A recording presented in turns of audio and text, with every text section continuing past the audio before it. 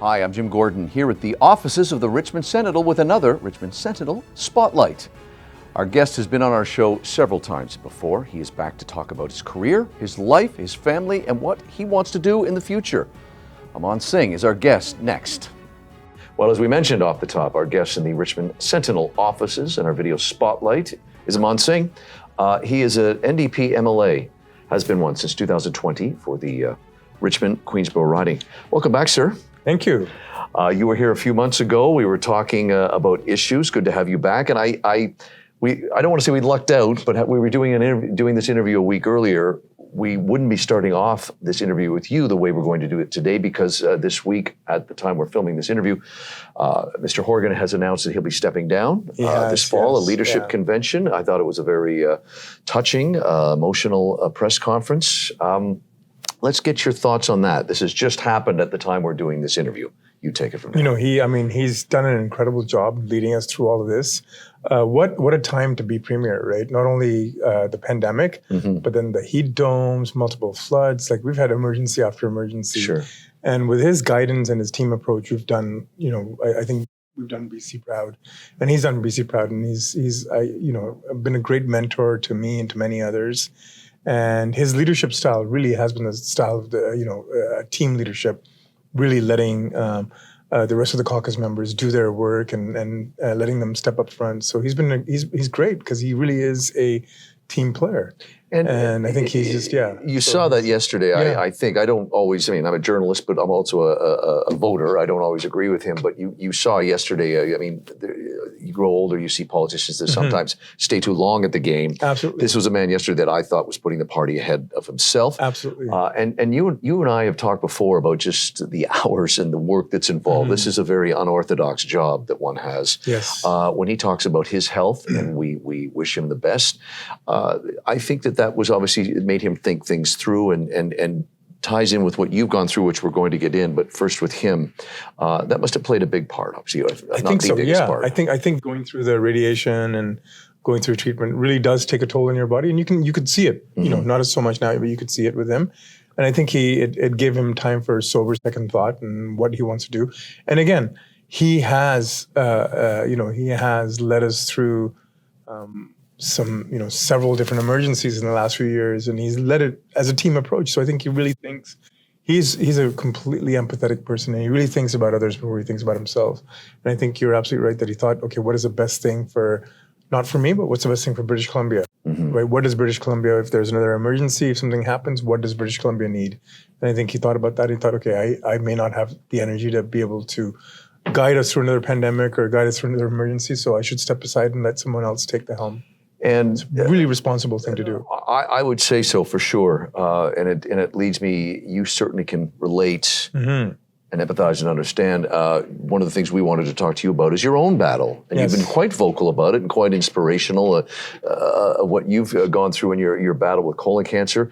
Talk a bit about watching your leader, the Premier, yesterday, talking about his health, and then talk about what you have gone through. And we're happy to see you here and looking healthy, but it's been a challenge, hasn't it? It has. It's been a year of, diagnosed last year with colon cancer. It's been a year of radiation, chemotherapy. Finally had my surgery 4 weeks ago, removed whatever was left, and, got the pathology results back. There was no cancer left. So completely cured of cancer. So it's a different type of cancer. So the chemotherapy frankly sucked. Yeah. It wasn't good. It was, those 8 months were not fun. Yeah. I kept on working as much as I could during that time period. My office kept on working because I thought it was important. Plus also, having something else to do and keep your mind off of it really does help a lot.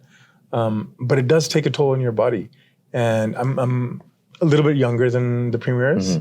And I think the older you get, I think that really, I can't imagine what he's gone through. And this is his second bout with cancer. He had cancer about a decade ago as well. So there's those accumulative effects as well. So I completely understand his decision to do what he did.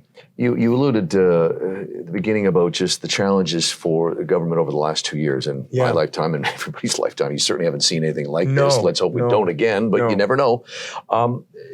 Talk about how you guys have to kind of step back and rethink things. You come in 2020 at the early stages, let's say, of what we've gone through, but priorities have to change. You know, I know that you're very devoted to affordable childcare and education and healthcare and everything like that. And after what you've just gone through, I think that emphasizes it even more.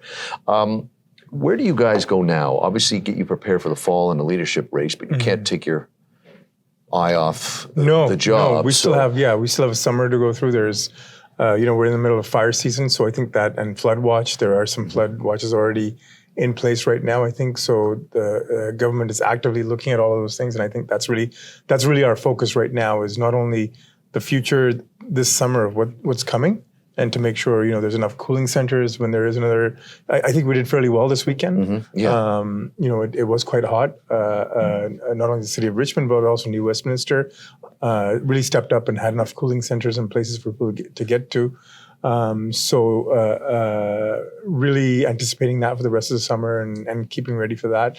And on top of that, making sure that we still are able to service and really provide the services for the people who were affected by flooding last year, Right. and by the heat dome last year, by Lytton, all of those things. So we're still actively working on what has happened, but at the same time looking forward as well and making sure that we're prepared for the fire season, we're prepared for the heat season, and then we're also prepared for the flood season, and taking the remedial steps that we need to do to take that.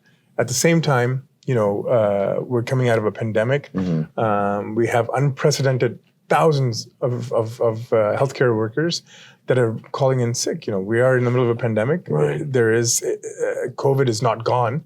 It's still very much out there, and the strains that you have right now they're still fairly contagious. So people are taking time off work, which they should be, right? Because you don't want to spread that. So we do have some pressure on the healthcare system. We want to be able to address that, right? We're trying to do that.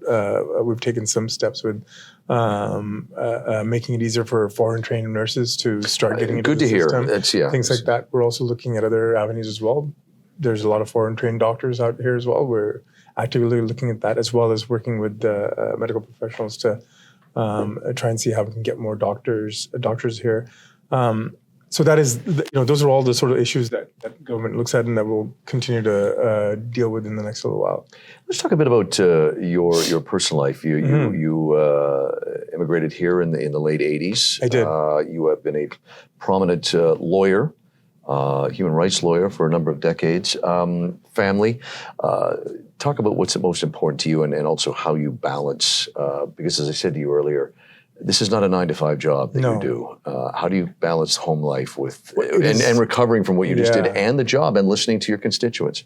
Yeah, it is a tough challenge. Talking about, like when I first got diagnosed with colon cancer, and it was stage 3 by the time I got diagnosed. Wow. So it wasn't an early, and I had no symptoms. So again, go out and get checked, because you never know. Right. So the first thing that comes to your mind is, I'm going to die, right? Yeah. Like it's a serious disease. I'm not at an early stage. There is a chance that this could have spread. And all I could think of was, I have a two-year-old daughter. I can't leave her. So she's sort of been my guiding light through this whole time, and I think my recovery is like, I'm grateful to her for my recovery, because she was really my motivation. Your North Star. My North Star for getting better. That just is. I think that was the most important thing for me. In terms of balancing, I don't think you can really balance. It's really hard. You try. Yeah, you can try. We don't sit the whole year. That's usually the hardest period, is when we have to be in Victoria, because I'll leave on a Sunday and I won't come back until a Thursday. Right. Yeah. And then I'm also expected to be in the community over the weekend. During the pandemic, that meant sitting in front of a screen with Zoom for the whole weekend with Zoom, so she could run around. But it'll be more challenging now. But it is a tough job, and that's one of the things that we're trying to change. Right? Is we are actively looking at the legislature, not the NDP or the BC Liberals, but the legislature is actively looking at childcare at the legislature, because not only for the MLAs but also for staff, it discourages. By and far, it discourages women from entering into politics, right? Yeah. And also discourages people, that want to have their families around. It really is. You can see that it really is built for a different type of genre of person. Yeah. So we're actively trying to change that, so that we can encourage more people to come in. We can encourage more younger families to be there. But those are all things that'll happen in the future. They're not there right now.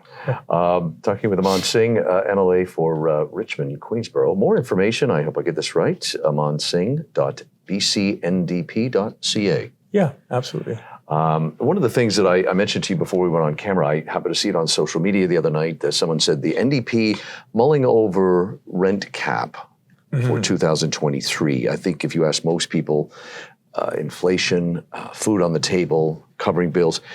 Can you explain that to how you guys are approaching that for next year in terms of inflation and its relation to rent? Absolutely. Affordability is one of the biggest, it's one of the key issues for us. It's one of the key issues that we tackled. We got rid of tolls. We got rid of the MSP. We cleaned up the dumpster fire that the ICBC was and got, tons of money back into people's pockets. And that's really one of our focuses. We had put a rent cap that was capped at inflation. What we didn't expect was coming out of the pandemic was the sort of recession, the early stages of inflation recession that we're seeing right now. We also didn't expect a war in Ukraine that hiked up prices. Although I will note that